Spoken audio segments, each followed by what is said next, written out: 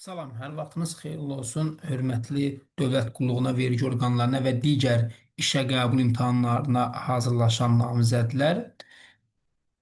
Ekranda gördüyünüz mənim kitabımdır. Qanunvericiliyi ən yaxşı formada öyrənmək üçün bu kitabdan istifadə edə bilərsiniz. Dərslərimizə qatılmaq üçün 051 346 1438 nömrəmə yaza bilərsiniz. Həmçinin YouTube kanalıma abunə olun ki, növbəti videolardan xəbərdar olasınız. Biz indiyə kimi iki bölmə keçmişik Konstitusiyada. Ümumi müddəalar, birinci bölməmiz ümumi müddəalar, ikinci bölməmiz insan vətəndaş hüquqları, azadlıqları, vəzifələri və bu maddə 80-ə qədər olan hissəni əhatə edib ümumi Konstitusiya 158 maddədən ibarətdir. Üçüncü bölməmiz dövlət hakimiyyətidir. Dövlət hakimiyyəti özlüyündə üç fəslə bölünür. Beşinci fəsil qanunvericilik hakimiyyəti, yəni bizim bildiyimiz Milli Məclis. E, Altıncı fəsil icra hakimiyyəti, yeddinci fəsil isə məhkəmələr. Deməli, indiyə kimi keçdiyimiz mövzularda xüsusən də Konstitusiyanın 24-cü maddəsindən 71-ci maddəsinə qədər biraz qarışıq hissələr çox idi, anlamaqda çətinlik çəkiləsi hissələr var idi. Amma Milli Məclis, eləcə də icra hakimiyyəti, digər bölmələr konkretdir. Yəni burada söz oyunu daha çox özünü əvəz edir məlumata, yəni bilgiyə. Azərbaycan Respublikasında qanunvericilik hakimiyyəti Milli Məclis həyata keçirir. Bu maddə bizə tanış gəlməlidir. Çünki biz Konstitusiyanın 7-ci maddəsinin 3-cü bəndində bu cümləni görürük. Orada hakimiyyətlərin bölünməsi prinsipindən danışır və qeyd edir ki, Azərbaycan Respublikasında qanunvericilik hakimiyyətini Milli Məclis həyata keçirir. Deməli, bu cümlə iki maddədə var. Harda var? Konstitusiyanın 7-ci maddəsinin 3-cü bəndində, bir də ki, 81-ci maddədə. Yəni qanunverici hakimiyyətin həyata keçirilməsi maddəsində, həmçinin digər 7-ci maddə olan Azərbaycan dövlətində biz bunu görə bilirik. Dəyərli yoldaşlar, yəni burada məqsəd odur ki, yəni mahiyyət olaraq demək istəyir ki, Azərbaycan Respublikasında qanunvericilik, yəni qanunvericilik hakimiyyəti qanunların hazırlanmasını, qəbulunu dəyişdirmək səlahiyyətini həyata keçirir. Yadınızda saxlayın ki, Azərbaycanda qanunları yalnız və yalnız Milli Məclis qəbul edir. Yəni başqa bir orqan qanun qəbul etmir. Naxçıvanda isə Naxçıvan Ali Məclisi o məlum məsələdir, çünki onların muxtariyyəti var. Milli Məclis 125 deputatdan ibarətdir. 125 deputatdan ibarətdir. Bu sözə fikir verin, ibarətdir. Yəni konkret nida. Amma məsələn, testdə düşə bilər ki, Milli Məclis 90 deputat ola bilərmi? Ola bilər. Ola bilər, çünki biz bunu növbəti slaytlara deyəcəyik ki, 83 deputatın səlahiyyəti təsdiq olunanda Milli Məclis səlahiyyətli hesab olunur. Yəni burada maksimum sayı 125-dir. Ondan çox ola bilməz, amma 83-dən də az ola bilməz. Yəni ibarətdirdisə 125, ola bilərdisə aşağı rəqəm götürə bilərik. Gəldik digər məsələyə. Deməli, Milli Məclis Azərbaycan Respublikası Milli Məclisi deputatların seçilməsinin əsaslarına. Deməli, bizdə seçki sistemi majoritar seçki sistemidir. Ümumi birbaşa bərabər seçki hüququdur. Sərbəst, gizli, şəxsi səs vermə yoludur. Məsələn, testdə düşüb, məsələn, gizlini yaza bilər ümuminin yerinə. Onda nə olacaq? Səhv olacaq. Biz bunu əvvəlki dərslərimizdə də keçmişdik. Yadınızdasa xalq hakimiyyəti fəslində bu hissəyə toxunmuşduq. Ümumi bərabər birbaşa seçki hüququ, ÜBB, sərbəst şəxsi gizli səs vermə yolu ilə həyata keçirilir. Majoritar sistemlə. Ümumiyyətlə, majoritar sistem nədir? Majoritar sistem ölkə kiçik seçki dairələrinə bölünür. Hər dairədən bir deputat seçilir. Yəni, həmin dairədə ən çox səs toplayan namizəd qalib olur. Yəni, kimin səsi daha çoxdursa, o deputat sayılır. Bizdə də 125 dairə var.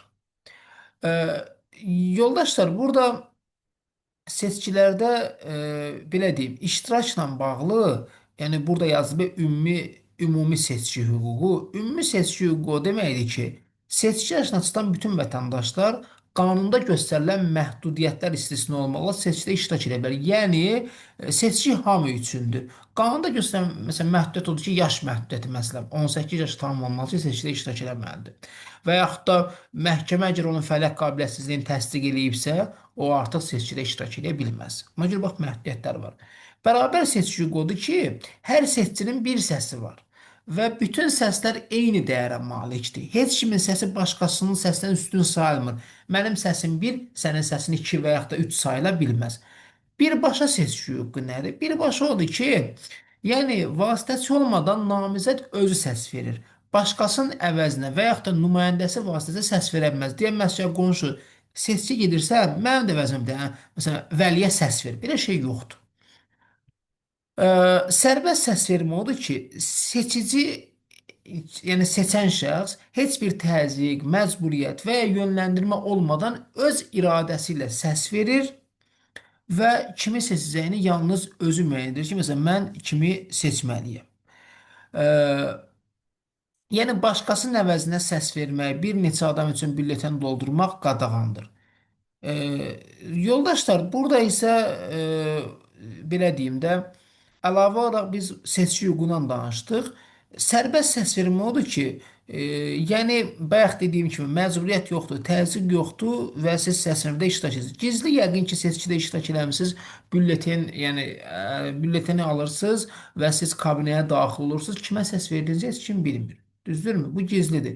Şərtçisi odur ki, burada artıq seçicinin müəyyən qədər öz təşəbbüsü olur və öz təşəbbüsünə görə kimi istəsə ona səs verə bilər, özü səs verir. Bu bizim qaydalarımızdır. Digər məsələ Milli Məclisin səlahiyyət müddətidir. Milli Məclisin çağırışının səlahiyyət müddəti 5 ildir. Yəni Milli Məclisin müddəti 5 il olur.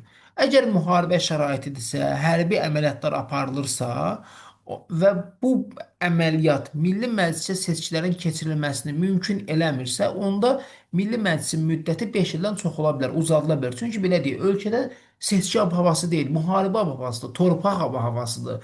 Yəni burada hansı seçki ola bilər? Və bununla bağlı qərarı seçkilərin referendumun keçirilməsi, yəni seçkiləri, referendumun keçirilməsi təmin edən dövlət orqanı kimdir bu? MSK, Mərkəzi Seçki Komissiyası. Bunun müraciətinə əsasən testə düşür sorğusuna, nə bilim, xahişinə, müraciətinə əsasən Konstitusiya Məhkəməsi tərəfindən qəbul olunur. Ümumiyyətlə qanunvericilik hakimiyyəti, yəni bu Milli Məclisdə Konstitusiya Məhkəməsi 3 dənə iş görür. Biri bax budur.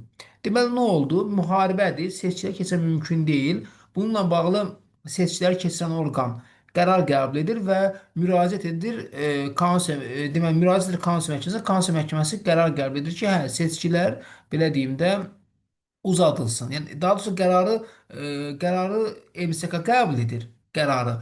Amma qərarı qəbul edən tərəf isə Konstitusiya Məhkəməsi olacaq. Konstitusiya Məhkəməsi qərarı qəbul etməsə, artıq bu proses baş tutmur. Milli Məclisin hər çağırışı 5 ildən bir olur. Yuxarıda dediyimiz kimi 5 il olur və seçkilər noyabr ayının birinci bazar günü keçirilir. Noyabr ayının birinci bazar günü noyabrın 1-nə də düşə bilər, 2-sinə də, 3-sinə, ta ki 7-sinə qədər düşə bilər. Milli Məclisin deputatlarının səlahiyyət müddəti Milli Məclisin çağırışının müddəti ilə məhdudlaşır. Yəni 5 ildir, düzdürmü? 5 il tamam olursa, artıq deputatın da səlahiyyət müddəti məhdudlaşmış olur. Milli Məclisdə deputatlıqdan çıxanın yerinə yeni seçkilər keçirilərsə, yeni seçilən deputatın səlahiyyət müddəti deputatlıqdan çıxanın qalan səlahiyyət müddəti ilə məhdudlaşır. Nə deməkdir bu yoldaşlar? Məsələn, biz dedik ki, tutalım 2025-ci ildə seçki keçirilib və həmin parlament 2030-cu ilə qədər davam edəcək. Tutalım, hər hansı X rayonundan seçilən deputat vəfat edir və yaxud da həbs olunur, nəsə olunur, bunun yeri boş qalır. Və 2027-də bu hadisə baş verir. Yeni gələn adam da bu 5 il qalmayacaq. Yəni bunun qalan müddəti nə qədərdir? 3 ildir də, düzdürmü? Yeni gələn adam 3 il qalacaq. Bu onu bildirir. Gəldik bura Milli Məclisin deputatlığına namizəd olan şəxslərə aid tələblərdən danışacağıq. Namizəd olmaq üçün seçkilərdə iştirak etmə hüququ olmalıdır və hər bir vətəndaşa, xarici vətəndaş yox, qanunla müəyyən edilmiş qaydada deputat seçilə bilər. Yəni hər bir vətəndaş əgər qanunlarda göstərilən şərtlərə cavab verirsə, deputat olmaq üçün namizədliyini irəli sürə bilər. Məsələn, necə cavab verə bilməz? Tutalım orada 18 yaş məsələsi var. 18 yaşı yoxdursa artıq iştirak edə bilməz. Ümumiyyətlə kimlər deputat seçilə bilməzlər? Əlavə burada tələblər var. İkili vətəndaşlığı olan, məsələn, həm Azərbaycan, həm Rusiya vətəndaşıdırsa əgər, başqa dövlət qarşısında öhdəliyi varsa, tutalım burada hərbi öhdəliyi və yaxud da digər öhdəliyi, icra və yaxud da məhkəmə hakimiyyət orqanlarında qulluq eləyirsə, yəni orada daha doğrusu qulluqda xidmət eləyirsə, məsələn, tutalım prokurordur, polisdir, ə, ödənişli fəaliyyətə məşğul olursa, Yəni adam biznes fəaliyyətinə məşğuldur. Amma ödənişli fəaliyyət deyərkən burada elmi, pedaqoji və yaradıcılıq fəaliyyəti istisnadır. Məsələn, adam müəllim ola bilər. Adam elmi işlə məşğul ola bilər. Şair ola bilər. Yəni kitabından pul qazana bilər. Bu problem yoxdur. Bununla məşğul ola bilər, amma digər kommersiya, ödəniş fəaliyyətinə məşğul ola bilməz. Din xadimi ola bilməz. Məsələn, üçün, adam məsciddə, kilsədə xidmət edirsə, bu deputat olmağı məhdudlaşdırır. Fəaliyyət qabiliyyətsizliyi məhkəmə təsdiq eləyibsə və bura xüsusən fikir verin, ağır cinayətlərə görə məhkum olunmuş şəxslər cinayətə görə məhkum oluna bilər ha. Məsələn üçün, elə bir cinayət eləyib ki, ağır sayılmır. Buna görə deputat ola bilər, amma ağır cinayət, məsələn, bütün iki adam öldürüb, bu ağır cinayət statusuna girirsə əgər, və yaxud da amansızcasına qətl törədib, ağır cinayət statusuna girirsə, təbii ki, bu deputat ola bilməz, amma ağır cinayət olmalıdır. Ha, bu ağır sözü olmasa testin cavabı səhvdir. Məhkəmənin qanuni qüvvəyə minmiş hökmü ilə azadlıqdan məhrum etmə yerlərində cəza çəkən şəxslər, testdə bəzən cəza çəkmiş şəxslər düşür. Cəza çəkmiş olur ki, əvvəl cəza çəkib, indi azadlıqdadır. Cəza çəkən isə hazırda həbsxanadadır və yaxud da üzərindən belə deyim, məhbusluğu götürülməyib. Cəza çəkirsə hazırda bu deputat ola bilməz. Deməli yoldaşlar, biz demişdik ki, Konstitusiya Məhkəməsinin Milli Məclisdə 3 dənə işi var. Biri nə idi? Bayaq dedik ki, əgər müharibə şəraitidir, Milli Məclisə seçkiləri keçirmək mümkün deyilsə, bununla bağlı qərarı, referendumu, seçkiləri keçirən orqan qərar qəbul edir və Konstitusiya Məhkəməsinə müraciət edir ki, həmin qərarı, bax burada vardı, bu hissəyə qayıdaq, daha doğrusu qərar hazırlayır və həmin qərarı Konstitusiya Məhkəməsi qəbul etməlidir. Qərarı hazırlayan budur. Qərarı bu verir, Konstitusiya Məhkəməsi qəbul edir. Bir işi budur, digər işi buradadır. Seçkilərin nəticələrin düzgünlüyünü qanunla müəyyən olmuş qaydada Konstitusiya Məhkəməsi yoxlayır və təsdiq edir. Həm yoxlayır, həm təsdiq edir. Yəni burada ikinci işi budur. Bu nə deməkdir, dəyərli yoldaşlar?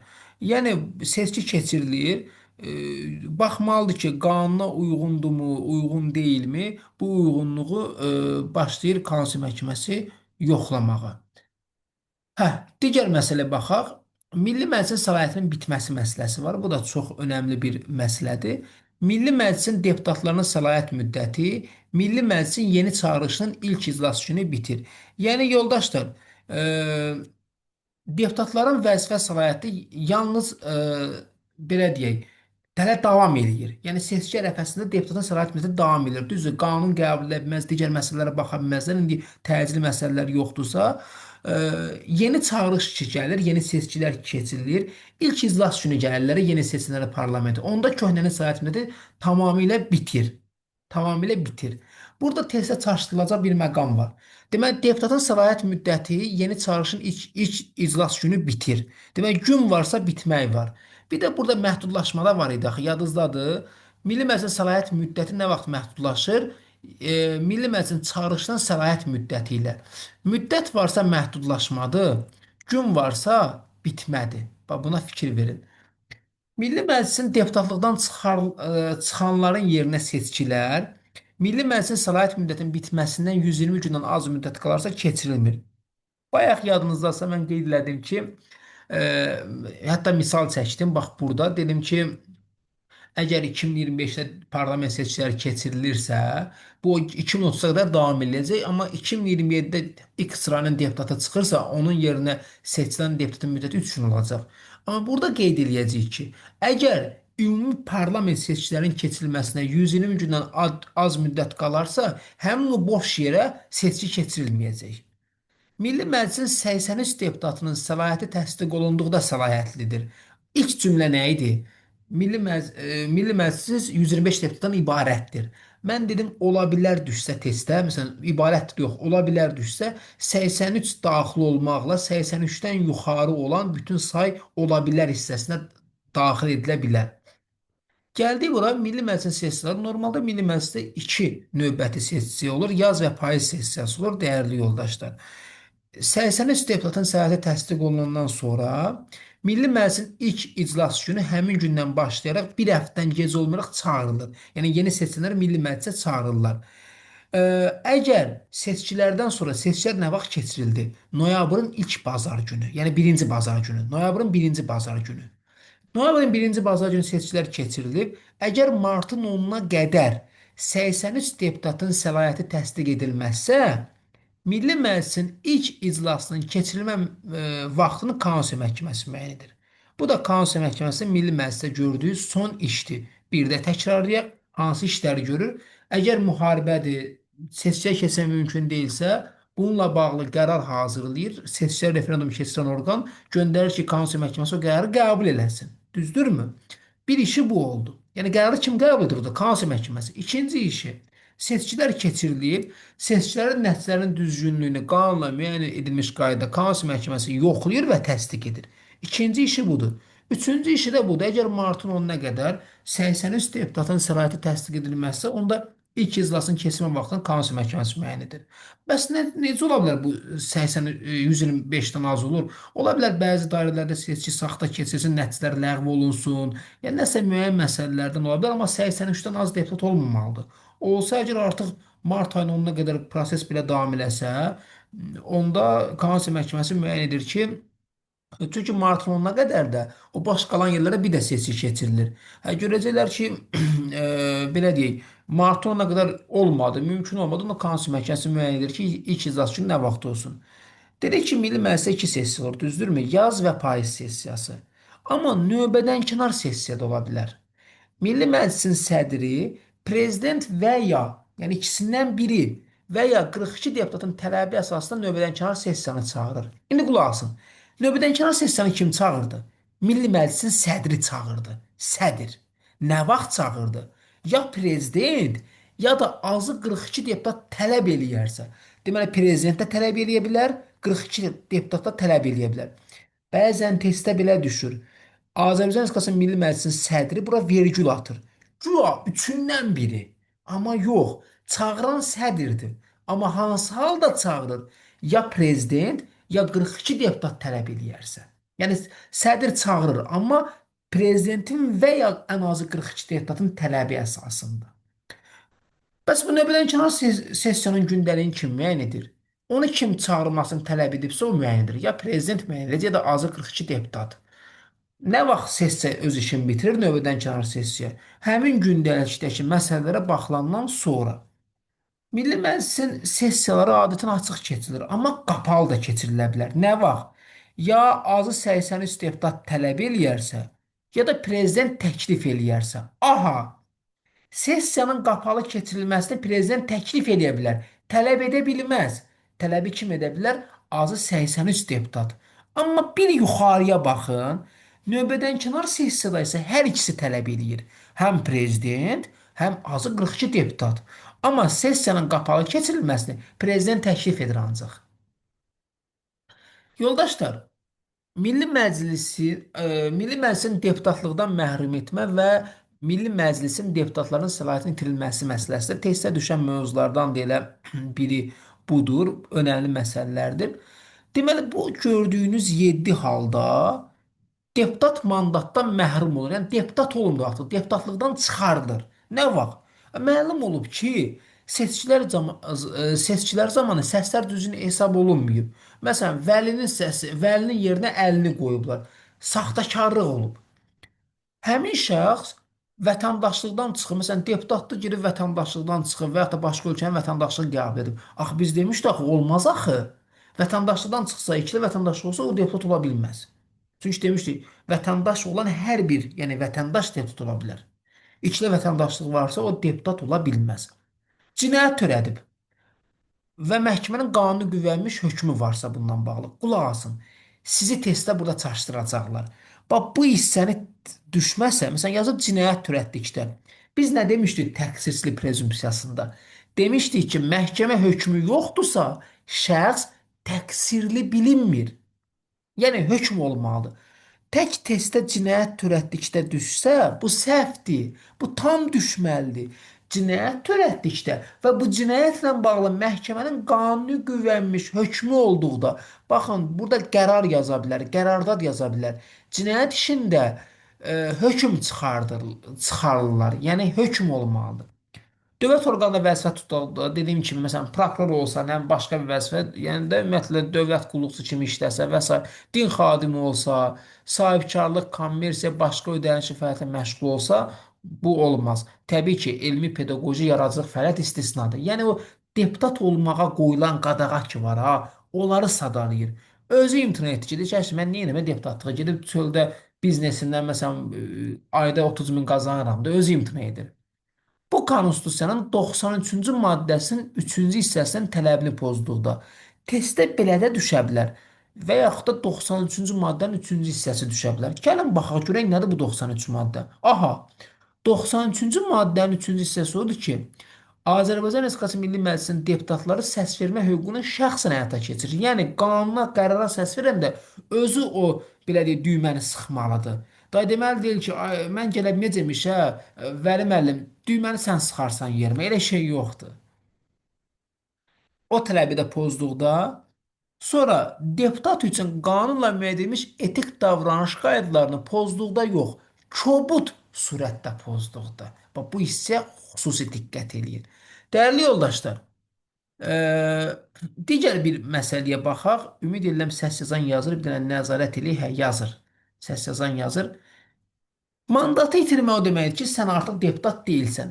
Bir də var, səlahiyyətlərin itirilməsi. Səlahiyyətin itirilməsi odur ki, sən müvəqqəti olaraq o səlahiyyəti icra edə bilmirsən, amma deputatsan. Yəni Milli Məclisin deputatı öz səlahiyyətini daim icra edə bilmədikdə, bir də qanunda nəzərdə tutulmuş digər hallarda səlahiyyətini itirir. Yəni müvəqqəti itirir. Yəni əgər deputat vəzifəsini davamlı yerinə yetirə bilmirsə, məsələn, xəstələnibsə, xaricdə ezamdırsa, və yaxud da qanun pozuntusu baş veribsə, onun səlahiyyətləri qanuni prosedura əsasən dayandırılır, amma deputat olaraq qalır. Bu həm deputatların vəzifələrini düzgün icra etməsinə təmin edir, həm də Milli Məclisin fəaliyyətinin fasiləsiz və belə deyim də qanuni olmasını qoruyur. Mandat itirilmə çox ciddi məsələdir. Sən deputat deyilsən. Fəaliyyətin səlahiyyətin itirilməsi isə müvəqqəti olaraq işdə deyil falan, amma yenə yerində qalır. Həm mandatın itirilməsi ilə bağlı, həm də səlahiyyətin itirilməsi ilə bağlı Milli Məclis qərar qəbul edir. Nə qəbul edir? Qərar qəbul edir. Amma o qərarı qanunla müəyyən edilmiş qaydada qəbul edir. Yəni qərar qanuna əsaslanır. Testdə birdən qərarın yerinə qanun sala bilər. Qanunun yerinə qərar sala bilər və salamda batdıq. Getdi bir balımız. Buna diqqət edin. Milli Məclisin deputatlarının toxunulmazlığı çox ciddi maddələrdən biridir bu dəyərli yoldaşlar. Nə vaxt? Səlahiyyət müddəti ərzində, yəni 5 il ərzində Milli Məclisin deputatının şəxsiyyəti toxunulmazdır. Məsələn, düşsə toxunulmazdır, bu şəxsiyyəti yazmasa səhvdir. Şərəfi yazsa yerinə səhvdir. Baxın, səlahiyyət müddəti ərzində deputatın şəxsiyyəti toxunulmazdır. Səlahiyyət müddəti, şəxsiyyət sözü mütləq olmalıdır. Milli Məclisin deputatı səlahiyyət müddəti ərzində cinayət məsuliyyətinə cəlb edilə bilməz, tutula bilməz. Yəni polis gəlib tuta bilməz. Onun barəsində məhkəmə qaydasına inzibati tənbeh tədbiri tətbiq edilə bilməz. Axtarışa məruz qala bilməz. Şəxsi müayinə, yəni yoxlanış edilə bilməz. Amma yalnız və yalnız deputat cinayət başında yaxalanarsa tutula bilər. Cinayət başına polis yaxalayırsa, bəli, o tutula bilər. Belə olduqda Milli Məclisin deputatını tutan orqan, bu DTX ola bilər, polis ola bilər və digər ola bilər. Dərhal baş prokurorluğa xəbər verir. Məlumat verir, yox, xəbər verir. Testə düşə bilər bir gün sonra. Dərhaldır bu, bir gün sonra deyil. Deputatın toxunulmazlığına yalnız baş prokuror təqdimat göndərir. Milli Məclisin qərarı ilə xitam verilir. Təqdimatın yerinə sorğu yaza bilər, nə bilim müraciət yaza bilər. Qərarın yerinə qanun yaza bilər, konstitusiya qanunu yaza bilər. Bunlar səhvdir. Deməli, baş prokuror təqdimat göndərir, Milli Məclisin qərarına xitam verilir. Milli Məclisin deputatlarının məsuliyyətinə cəlb olunmasına qoyulan qadağalar, yoldaşlar, Azərbaycan Respublikası Milli Məclisinin deputatları Milli Məclisdə fəaliyyətinə, səs verməyə və söylədiyi fikrə görə məsuliyyətə cəlb olunmur onlar. Yəni belə hallar onları məsuliyyət cəlb eləmir. Fəaliyyətinə görə məsuliyyət daşıma o deməkdir ki, deputat qanunverici fəaliyyəti zamanı hər hansı addımı ata bilər, çıxış və ya təkliflər üçün onu cinayətə və yaxud da inzibati məsuliyyətə cəlb eləmək olmaz. Məsələn, deputat səs verməyə görə məsələn üçün deputat qanun layihəsini dəstəkləyə bilər və yaxud da dəstəkləməyə bilər, əleyhinə səs verə bilər. Buna görə ona təzyiq göstərilə bilməz, məsuliyyətə cəlb edilə bilməz. Sonra söylədiyi fikir Milli Məclisdə söylədiyi fikrə görə deputatın belə deyək də onu m, niyə bu fikri söylədin və yaxud da ki ona bununla bağlı təzyiq göstərilə bilməz. Və buna görə də deputatdan izahat ifadə də tələb oluna bilməz. Yalnız bir halda tələb oluna bilər. Razılığı olanda. Razılıq varsa özü məsələn mediaya və yaxud da Milli Məclisin sədrinə izahat verə bilər, ifadə verə bilər. Razılığı varsa, razılığı olmazsa ondan izahat ifadə tələb oluna bilməz. Milli Məclisin işinin təhkili Milli Məclis özü öz iş qaydasını müəyyən edir. Yəni Milli Məclisin öz iş prinsipləri və öz prosedurları var ki, onu özü müəyyən edir. Milli Məclisin müvafiq orqanlarını yaradır. O cümlədən Milli Məclisin sədrini və onun müavinlərini seçirlər. Komitə komissiya təşkil olunur. Komitə komissiya ona görə təşkil olunur ki, qanun layihələri müzakirə olunsun.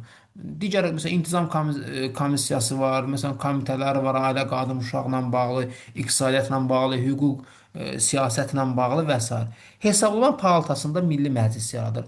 Hesablama palatası nə işə baxır? Ümumiyyətlə bu orqan dövlətin maliyyə vəsaitlərinin düzgün yerə xərclənməsini, istifadəsini yoxlayır. Yəni dövlətin pulu necə xərclənir buna baxır və Milli Məclisə hesabat verir. Hə, gəldik Milli Məclisin haqları, yoldaşlar. Milli Məclis öz səlahiyyətlərinə aid məsələlər üzrə konstitusiya qanunu, qanun və qərarlar qəbul edir. Yəni 3 sənəd. Konstitusiya qanunu o demək ki, yəni ölkənin konstitusiyasına aid xüsusi qanundur. Konstitusiya əsaslanır və onun tətbiqini təmin edən xüsusi bir qanundur. Qəbul edilməsi üçün Milli Məclisdə xüsusi proseduru var və çoxluq onu dəstəkləməlidir. Məsələn, 83 səs çoxluğu məsələləri çıxacaq ortalığa. Yəni o daha ciddi yanaşılır. Qanun odur ki, müxtəlif sahələrdə hüquqi normativ aktlar yaratmaqdır. Məsələn, vergi ilə bağlı qanun var, dövlət qulluğu ilə bağlı qanun var ki, sırf bu sahəni tənzimləsin. Qərarlar isə Milli Məclis fəaliyyətinə dair dövlət idarəçiliyinə aid qərarlar qəbul edir.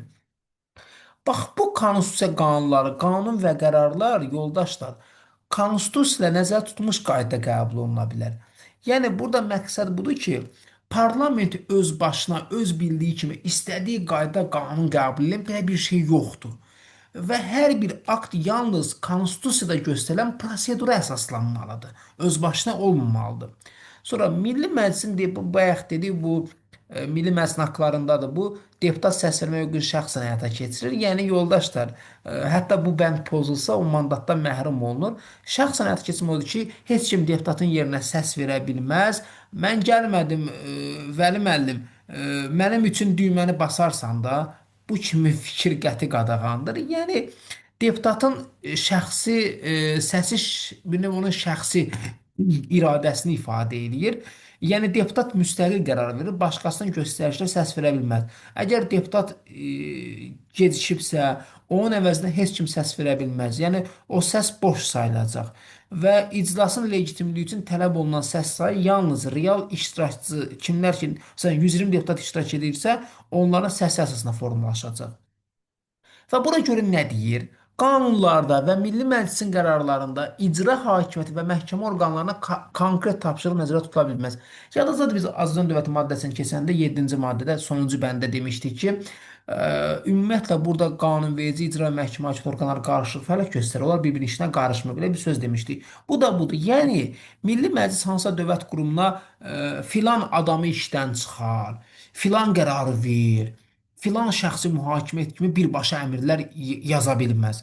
Və yaxud da məhkəmə deyəməz ki, bu işi belə həll elə, bu şəxsi günahkar say, buna 10 il iş ver, bu qərarı ləğv et, tipli konkret göstəriş vermək qadağandır. Çünki burada hakimiyyətin üç qolu var və bir-birinə kömək eləyirlər. Məsələn, məhkəmə qanun qərar hökm verərkən qanuna əsaslanır. Qanunu kim qəbul edir? Milli Məclis.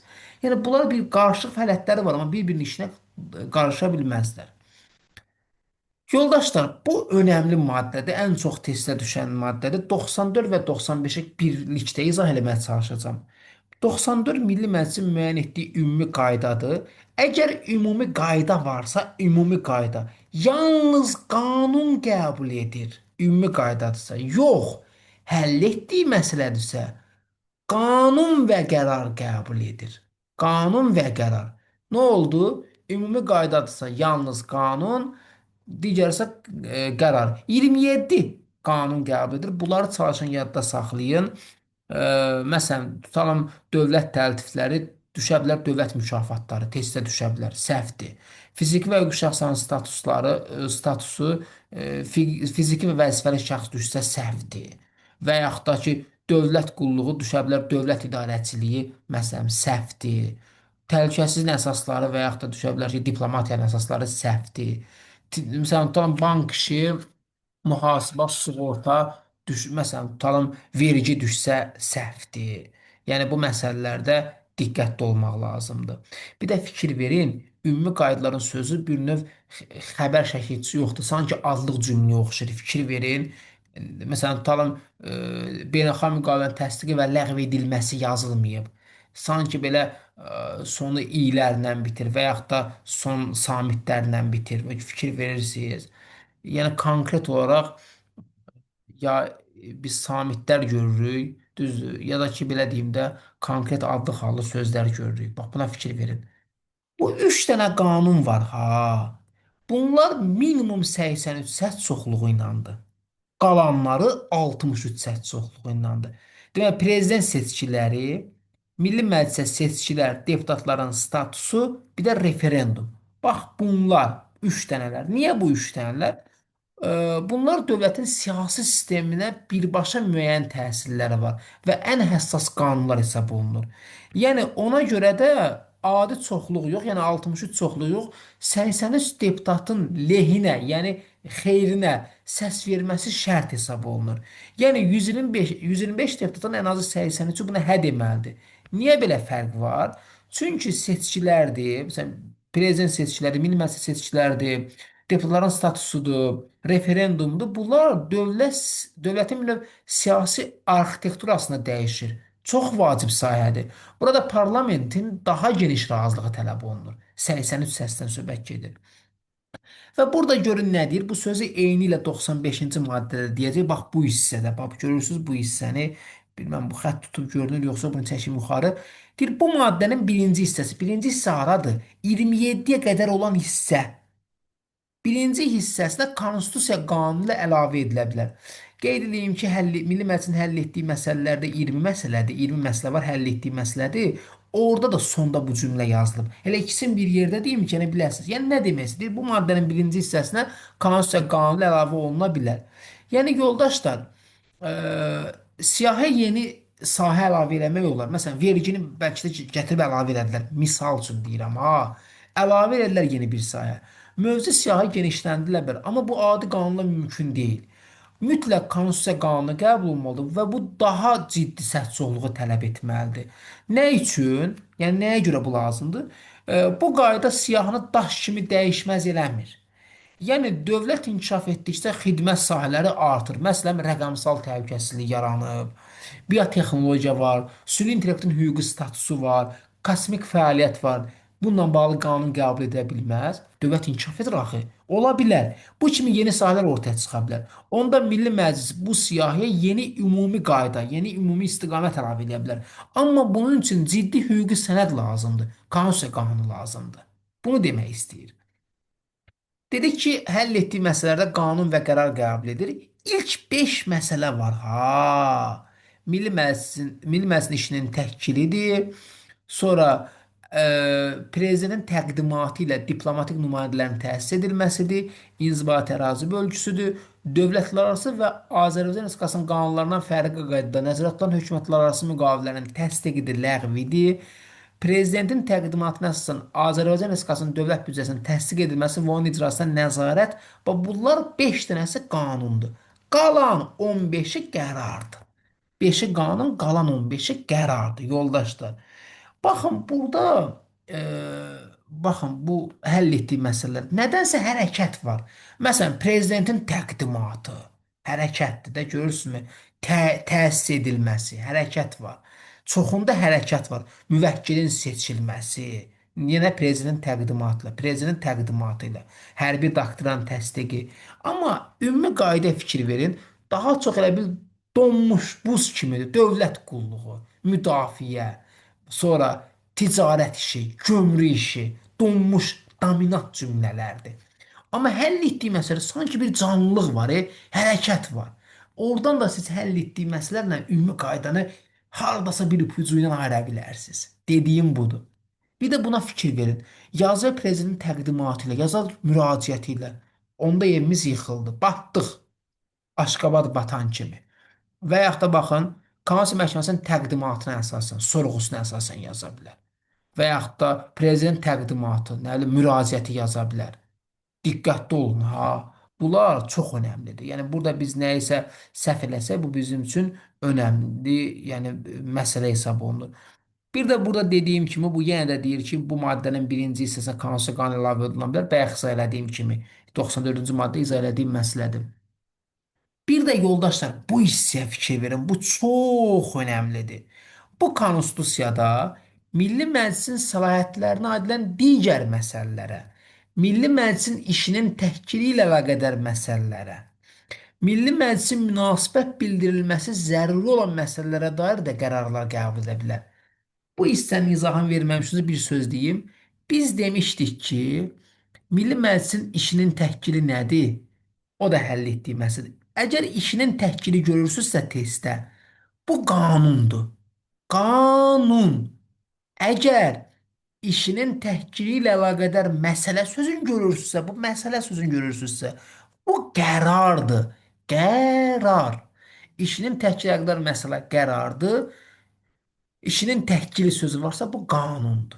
Yəni bunu heç şəkildə çalışın qarışdırmayın. Çünki bu sizin qarşınıza bilədiyimdə bir mütləq çıxacaq və bu bizi çaşdırsa əgər dediyim kimi bizim üçün müəyyən qədər sıxıntı yarada bilər yoldaşlar. Yəni bilirsiniz ümumiyyətlə bəndlər çox önəmlidir. Mənasını anlamaq çox önəmlidir. Bizə çox lazım olacaq. Bu bayaq dediyim kimi bu çünki testdə çalışın ki, şuurlu şəkildə anlayın və şuurlu şəkildə bunu yaza biləsiniz. Burada nə deyir? Baxın yoldaşlar deyir, yəni bu həmin o bayaq dediyim bənddə hansı ki Azərbaycan Respublikası Milli Məclisinin səlahiyyətlərinə aid digər məsələlərə, Milli Məclisin işin təşkili əlaqədar məsələlərə, eləcə də Milli Məclisin münasibət bildirməsi zəruri olan məsələlərə dair qərarlar qəbul edir. Nə demək istəyir burada? Demək istəyir ki, Konstitusiyada Milli Məclisin səlahiyyətinə aid edilən Milli Məclisin işinin təhkili ilə bağlı olan və eləcə də Milli Məclisin münasibət bildirməsi lazım olan digər məsələlərə dair Milli Məclis qərar qəbul edir. Yəni yoldaşlar, bu o deməkdir ki, bəzən elə məsələlər olur ki, Milli Məclis ona rəsmi münasibət bildirməlidir. Milli Məclisin mövqeyi olmalıdır və buna qərar verməlidir. Belə halda qanun yox, qərar qəbul olunur. Məsələn, sadə nümunə ola bilər ki, Milli Məclis öz daxili qaydalarına bağlı bir dəyişiklik eləsin və yaxud da hər hansı bir beynəlxalq hadisəyə münasibət bildirsin. Məruzələrin müəyyən hesabatlar qəbul edilsin. Bəzi təyinatlarla bağlı rəy versin, razılıq versin. Yəni əsas ideya qanun tələb etməyən, amma rəsmi mövqe və yaxud da təşkilata qərar tələb edən bütün məsələlərlə bağlı Milli Məclis qərar qəbul edə bilər. Gəldi bura, qanunvericilik təşəbbüs hüququ çox önəmli hüquqlardan biridir. Milli Məclisə qanunverici təşəbbüs hüququnu kimlər verə bilər? Bunu eləyə bilər Milli Məclisin deputatları, bir deputat da ola bilər, problem yoxdur. Prezident, sonra bunu eləyə bilər yoldaşlar, Ali Məhkəmə, ancaq Ali Məhkəmə deyir, baxın, Konstitusiya Məhkəməsi demir, ehtiyatlı olun. Seçki hüququ olan 40 min vətəndaş, prokuror, bir də Naxçıvan Ali Məclisi, MS Papa. MS Papa, yəni M Milli Məclisin deputatı, S. Seçici olan 40 min vətəndaş, P. Prezident, A. Ali Məhkəmə, P. Prokurorluq, A. Naxçıvan Ali Məclisi. MS Papa. Yax, aydındırmı? Yoldaşlar, prezidentin, Ali Məhkəmənin, seçki olan 40 min vətəndaşın, prokurorluğun, Naxçıvan Ali Məclisinin qanunverici təşəbbüsü qaydasında, yəni necə veriblərsə, o formada qanun qərar layihəsi müzakirə necə təqdim olunubsa, elə çıxarılır və səsə qoyulur. Burada kimin adını çəkmədik? Fikir verdiniz. Baxın, MS papamız var da, düzdür? MS papa. Görək burada kimin adı yoxdur. Bu önəmlidir. Baxın, Ali Məhkəməmiz var, var, prezidentimiz var, seçki olan 40 vətəndaş var, prokuror var. Kim yoxdur? Deputatlar yoxdur burada. Milli Məclisin deputatları yoxdur. Yəni testə düşsə ki, məsələn, bura bir dənə deputat sözünü də əlavə eləsə, yəni qoyulduğu kimi, təqdim edildiyi kimi səsə çıxarılır, səhv olacaq. Çünki deputat yoxdur. Milli Məclis deputatı hanı burada? Yoxdur. Belə başa düşün də, deputat Milli Məclisədir, ona ehtiyac yoxdur. Yəni onun qanun layihəsini dəyişmək də olar. Yəni səsə verdiyi kimi çıxarmama. Yəni təxmini belə bir yadda saxlayın ki, bu yadınızda qalsın. Çünki burada Milli Məclisin deputatını görə bilirsiniz. Prezident var, Ali Məhkəmə var, seçici olan 40 vətəndaş var, prokurorluq var, Naxçıvan Ali Məclisi var. Hanı deputat? Yoxdur. Qanun və qərar layihəsində dəyişiklik olarsa, onda qanunverici təşəbbüsü hüququndan istifadə edən subyektin razılığı olmalıdır. Yəni yoldaşlar, layihəni təqdim edən subyekt deyirsə, bu maddəni dəyişmək olar. Yəni daha sonra layihəni təqdim edənə, yəni subyektə tutalım Milli Məclis deyirsə, bunu dəyişək. Əgər razı varsa, onda dəyişmək olar. Yəni əks halda layihə orijinal formada səsə çıxarılacaq. Yəni bu qayda layihə sahiblə Milli Məclisin bir növ səlahiyyətində balanslığı qoruyur.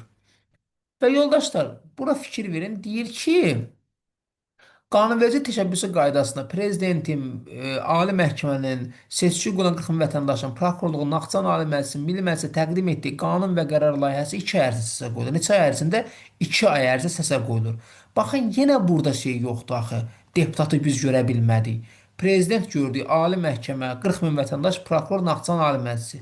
Deməli, deputatı bura yazsa, Milli Məclisin deputatını. Onda nə olacaq? Heç nədə biz batdıq. Yəni, səhv olacaq. Qanun və qərar layihəsində yoldaşlar, baxın, 20 gün ərzə səsə qoyulur. 20 gün ərzə, normalda 2 ərzə səsə qoyulur da, düzdür? Burada biraz tələsdim mən.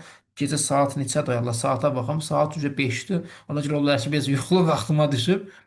Yəni normalda 2 ərzində səsə qoyulur, amma təcili elan olunursa 20 gün təşkil eləyəcək. Təcilidə.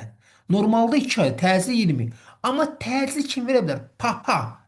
Yəni seçki hüququ olan 40 min vətəndaş və Milli Məclisin deputatı təcili verə bilməz. Ancaq 4 subyekt təcili verə bilər. Yəni normal halda deyir ki, qanun və qərar layihəsi 2 ay ərzində Milli Məclisə səs verməyə qoyulur. 4-cü bənddə biz elə gördük. Amma bəzi hallarda layihə təcili elan oluna bilər. Təcili halda müddət artıq 2 ay yox, 20 gün olacaq. Yəni 20 gün ərzə səs verməyə çıxarılacaq. Məqsəd burada nədir, yoldaşlar? Elə qanun və ya qərar layihəsi ola bilər ki, bu çox əhəmiyyətli ola bilər. Təcili ola bilər, vaxt gözləmə mümkün olmaya bilər. Onda sürətli müzakirə olması təmin olunmalıdır. Sadə dillə desək, normalda 2 aydır, təcili də 20 gündür, təcilini 4 subyekt verə bilər. Prezident, Ali Məhkəmə, Prokurorluq, Naxçıvan Ali Məclisi. Məqsəd qanun layihəsini gecikdirmədən qəbul olunmasını təmin etməkdir. Yoldaşlar, burada belə bir şey var. Deyir ki, seçki hüququ olan 40 min vətəndaşın qanunverici təşəbbüsü hüququndan istifadə etməsi qaydası qanunla müəyyən olunur. Qərarla yox ha, qanunla. Yəni yoldaşlar demək istəyir ki, 40 min vətəndaşın, minimum 40 min vətəndaşın qanunverici təşəbbüsü hüququ var, amma bu hüquq öz başına işləyə bilmir. Ona görə təqdim etmə qaydası var. Bu təqdim etmə qaydasının müəyyən xüsusi qanun var. Yəni necə? Qanunla müəyyən edilmiş rəsmi prosedur əsasında həyata keçirilir. Bu prosedur adətən belədir. İmzaların toplanması, bu 40 min minimum, layihənin hazırlanması və təqdim olunma qaydasıdır. Və izah eləyir ki, burada qanun və qərar layihəsi əsaslandırılmalıdır. Onların qəbul edilməsində məqsədləri göstərilməlidir. Testdə səbəbləri yazsa səhvdir. Bax, bu da sizin üçün önəmli bir məsələ olmalıdır. Yəni demək istəyir ki, yoldaşlar, hər qanun layihəsi qəbul olundu da nə oldu? Elə olmur. Hər qanun layihəsi niyə bu qanun lazımdır sualına cavab verməlidir. Məqsəd burada aydın olmalıdır. Layihənin məntiqi, şəffaflığı və anlaşıqlı olması. Bu qayda həm parlamentin işini asanlaşdırır, həm də vətəndaşların layihəni başa düşməsini təmin edir. Qanunların imzalanmaq üçün təqdim olunan müddəti qanunlar qəbul edildiyi gündən 14 gün müddətinə prezidentə imzalamaq üçün təqdim olunur. Təcili elan olunan qanun layihəsi prezidentə imzalamaq üçün qəbul edildiyi gündən 24 saat ərzində təqdim olunur. Fikir verin, ancaq qanun deyir ha, qərar demir. Qərar ona görə demir ki, qərar Milli Məclisin səlahiyyətidir. Ümumi qayda deyil. Yəni prezident qanunu ancaq imzalayır, qərarı imzalamır. 14 gecə prezident təqdim olunur. Təcili 24 saat ərzində biz icra hakimiyyətinə deyəcəyik ki, prezident də 56 gün ərzində imzalayır yeri gəlmişkən. Bu bizim növbəti dərsimizdir. Baxın yoldaşlar, burada fikir verin. Məqsəd burada niyə 14 gündür? Axı qəbul olub sabah göndər də. 14 günə qoyublar ki, məqsəd burada qanunun rəsmiləşdirilməsi və qüvvəyə minməsi üçün vaxt, əlavə vaxt verilir. Bu müddətdə həm də qanun yenidən yoxlanılır, zəruri rəsmi prosedurlar üçün nəzərdən keçirilir. Təcilidə isə normalı dedi ki 14 gündə, təcilidə 20 gün, yəni çox vacibdirsə, sürətli qüvvəyə minməsi lazımdırsa, onda 24 saat ərzində prezidentə göndərilir. Qanun və Milli Məclisin qərarlarının özündə başqa bir qayda nəzərə tutulmayıbsa, qanun və qərar dərc edildiyi gündən, testə düşər çap olunduğu gündən, nə bilim imzalandığı gündən, yox, dərc olunduğu gündən qüvvəyə minir. Yəni yoldaşlar, qanun qəbul olunub, prezident imzalayıb, rəsmi olaraq dərc olunub. Həmin gündən artıq tətbiq olunmağa başlayıb. Amma bəzən olur ki, məsələn, qanunda yazır ki, məsələn, yanvarın birindən qüvvəyə minəcək. Hələ məsəl üçün yanvara da 3 ay qalır. Hə, bu halda artıq qanun yanvarın birindən qüvvəyə minir, dərc olunmayına baxmayaraq. Amma heç bir müddət göstərilməyibsə, dərhal dərc olunduğu gün qüvvəyə. Dərc olunmaq, yəni məsələn, dövlət qəzetində çap olunmalı. Yəni orada dərc olunur və əsaslanma olur ki, qanun qüvvəyə minir. Deməli, bəzi hallarda prezident Milli Məclisi buraxa bilər. Yəni Milli Məclis belə deyək, dağıla bilər. Milli Məclis etibarlığını itirə bilər. Bu nə vaxt olur? Milli Məclisin eyni çağırılışı, yəni bir çağırışı, söhbət əsasən 5 illik çağırışdan gedir də. Bir il ərzində, məsələn 2025-ci ildə parlament seçkiləri keçirilib, 2026-cı ildə misal üçün deyirəm, 2025 2026-cı ildə Milli Məclis 2 dəfə Nazirlər Kabinetinə etimadsızlıq göstərirsə, biri bu halda və ya Konstitusiya Məhkəməsi deyir, Ali Məhkəmə deyir, iki məhkəmə adını çəkir. Bir də Mərkəzi Bankın İdarə Heyətinin kollegial fəaliyyəti üçün zəruri olan sayda üzvlüyə namizədləri prezident tərəfindən 2 dəfə təqdim olunur. Qanunla müəyyən edilmiş müddət ki var, həmin müddət ərzində Milli Məclis onları təyin etmədikdə. Habelə bu Konstitusiyanın 94, 95, 96 və 97-ci maddələrində göstərilən vəzifələri aradan qaldıra bilməyən səbəbdən belə deyim, icra edə bilmədi ki, məsələn 94-cü maddə nədir? 94-cü maddə ümumi qayda.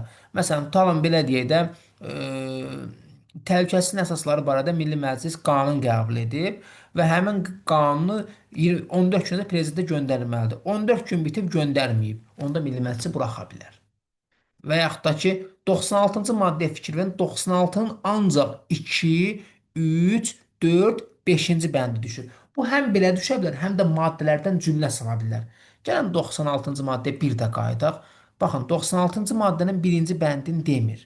Məsələn, tam deyir ki, prokurorun qanunverici təşəbbüs hüququ var. Prokuror qanunverici təşəbbüs hüququndan istifadə eləmirsə, buna görə Milli Məclisi buraxarlar? Yox, buraxmazlar. Amma deyir ki, qanun və qərar layihəsi 2 ay ərzində səsə çıxarılmalıdır. 2 ay olub və səsə çıxarılmayıb. Hə, bunda Milli Məclisi buraxa bilər. Və yoldaşlar, e, burada qırmızı ilə yazdığım bir cümlə var. Bu çox önəmlidir. Deməli, burada nə deyir?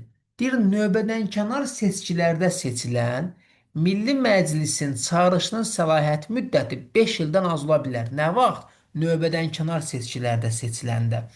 Bu halda Milli Məclisə növbəti seçkilər növbədənkənar seçkilərdə seçilən Milli Məclisin çağırışının səlahiyyət müddətinin 5-ci ilin noyabr ayının 1-ci bazar günü keçirilir. Başa düşmədiniz, düzdürmü? Gəlin izah edeyim. Deməli, dəyərli yoldaşlar, nə demək istəyir burada? Diqqətlə baxaq. Azərbaycan İlk Dəfə Parlament seçkiləri real misal deyir, amma bu şey deyil, real misal 1995-ci keçirilib. İkinci seçkilər, növbət seçkiləri 2000-ci ildə keçirilib. 2005, 2010, 2015, növbəti seçkilər 2019-da keçirilib. Səhv eləmirəmsə 9 fevralda. Səhv eləmirəmsə, ha, səhv də elə bilərəm. Amma burada isə bütün bu vaxtda noyabrın, baxın, noyabrın ilk bazar günü keçirilib. Yəni birinci bazar günü, birinci bazarı keçirilib. Həmin bax 95-də də, 2000-də də, 2005, 2010, 2015-də də. Yadılsazsa 2019-da, 2010 deməli 19-da Milli Məclis özün buraxdı. Yəni elan edilər ki, Milli Məclis özün buraxır. 9 fevralda növbədənkənar seçki keçirildi. İndi sual budur. Milli Məclisin növbəti seçkiləri nə vaxt keçirilməli idi? Normalda 2015 isə çoxu deyəcək 2020. Düzdür? Gəlin 2020, daha doğrusu belə deməyək də. Yəni 2015 bunu 2 çoxlar deyəcək 2025. Düzdürmü? O 5 ili ödəmək istəyir, 5-5 gəlir baxır. Amma biz 2019-un noyabrından daha doğrusu 2025-in noyabrından 2019-un fevralını çıxanda bu 5 ildən çox eləyir. Və bu da onu deyir də, deyir 5 ildən çox eləyirsə əgər, artıq bu seçki 2024 yox, 2025 yox, 2024-ün noyabrında, noyabrı yenə qorumalıyıq. Və deyə bilərsə bu niyə 9 fevraldır? Çünki bu növbədən kənardır. Ona görə 9 fevraldır. 2024-də onda növbəti seçki nə vaxt olacaq belə çıxır. Əgər növbədən kənar falan verməsələr yenə, yəni deputat vaxtından əvvəl buraxılmasa, növbəti seçkilər 2029-un noyabrının 1-ci bazar günü keçirilməlidir. Bax, burada da onu izah eləyir də. Bizim əvvəlki maddəmizdə də məhz elə onu izah eləməyə çalışırdı bu. Deyir ki, yəni növbədənkənar seçkilərdə seçilən Milli Məclisin çağırışının səlahiyyət müddəti 5 ildən az ola bilər. Biz izah elədik ki, necə 5 ildən az ola bilər? Bax, bu formada. 2019-da keçirildiyinə görə 9 fevral, artıq 2024-də. 5 il, 4 il nə qədər eləyir? Yəni 5 il eləmir. Amma 2025-ə keçsə də 5 il nə qədər eləyir? Bax, buna görə. Belə dəyərli yoldaşlar, ümid edirəm ki, hər şey yaxşıdır. Hansı mövzu izah olmalıdır? Rəylərdə yazın, dərslərimizə qatılın. Əlimdən nə gəlirsə eləməyə hazıram. Ümid edirəm ki, bu dərs də sizin üçün faydalı oldu. Özünüzə yaxşı baxın, kanalı izləyin ki, növbəti videoları görə biləsiniz. Hələlik gələn dərslərdə görüşməyə ümid edirəm.